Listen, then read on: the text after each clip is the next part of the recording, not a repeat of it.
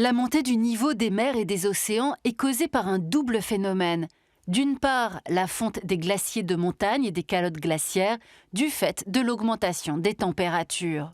D'autre part, les mers et les océans qui se dilatent, l'eau augmente de volume. Alors voyons maintenant comment ce phénomène est mondial, mais n'est pas uniforme. On voit sur ce globe l'évolution de la hauteur de la surface des mers entre 1993 et 2023.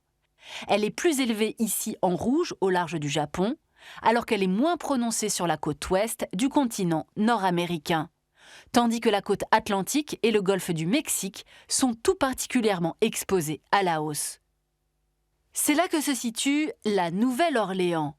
On se souvient de l'ouragan Katrina en 2005 qui a inondé 80% de la ville et fait plus de 1800 morts. La hausse du niveau des mers et des océans constitue une menace majeure pour les pays abritant des régions côtières situées à moins de 10 mètres au-dessus du niveau moyen de la mer. Ces zones concentrent 11% de la population mondiale et 14% du PIB mondial. La menace est plus importante pour les petits États insulaires, notamment dans le Pacifique Sud. Par exemple, les Tuvalu.